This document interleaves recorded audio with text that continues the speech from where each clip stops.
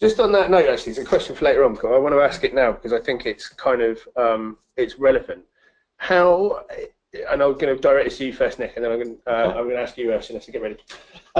When someone on the board does say, "Why aren't we using Google Glass?" or something like that, it looks really cool. Why haven't we done this already? What do you do to get them or their teams to think clearly about that? And and how do you go? Yeah, I know that's very exciting, and someone's just embarrassed you in the pub because you don't do it already. But how do you get that kind of balanced approach to these things? Well, I think balance is the key word there. Is you get people to think about it. It's a collaboration. You don't sit there and some genius comes up with an idea. You have to have a collective brain trust to put their heads around it and think about it. And Google Glass was an interesting experiment, as it were, and the problems that I had around people finding it was socially divisive because people could see something about someone else that they couldn't see, and that wasn't found out until it went into the marketplace. So how do you feel about it? So you're suddenly differentiated. So in terms of the board, it's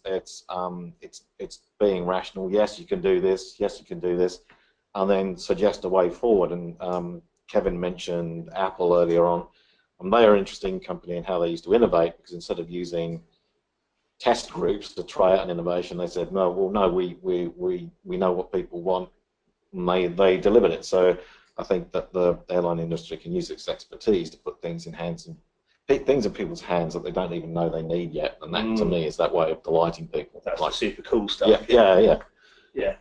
KLMing is it probably called in the airline industry. Ursula, what do you think on that? Just because you're obviously the sort of person that when someone comes up with that crazy idea, it might fall to you to try and deliver it. What do you do to get people to think in a clear way about what is a good idea to do next and what isn't?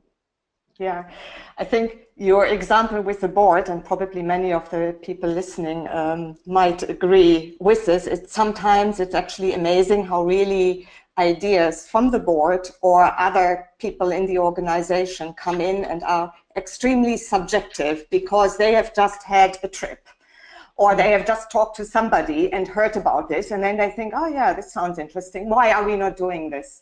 I think the only way how to go about this, because you want to move forward, so you don't want some airlines have this culture to say all the time, we can't do this because it's what you don't want. But if you have a clear way of saying, actually, we want to be innovative, and this is how much we want to do. Every month we want to come out with something, and this is how we are going to evaluate it. Maybe we will sometimes have something which we just do because we want publicity and it fits our brand and it is a cool thing. We might not even make money with it, but it's actually something, it even helps the culture, and it's so this is where you might actually say, Google Glass, yeah, let's experiment with it because we think we've heard from lots of customers, it's somehow exciting, we can do something about it.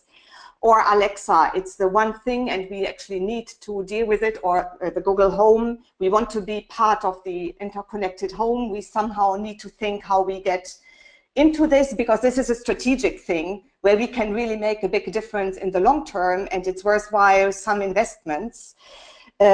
If you have a strategy to be able to say this is how it fits together and this is why we think we should concentrate on this rather than that one, because we cannot do all of the projects, and that's what I see all the time, that airlines are overwhelmed with projects and in the end they don't do anything right. And they take far too long and they don't really achieve anything or very little versus what they could do to really make a big difference. And I think one way of doing it is also simply to even use customer input and staff input in a quantitative way, because this is how you can also convince a board where they might think Google Glass is actually the big thing we need now, but you actually say, look, we've got so many customers asking about this, our staff tell us that all the time we are being asked about this, or this is what concerns them, or it's a big pain point. We need to solve that first, and this is how we are going to achieve it, and this is what it will help us with. Then I think that's the only way how you can counteract it, because otherwise you will be running zigzag all the time and just respond to any individual subjective request and end up not being able to achieve anything. Absolutely.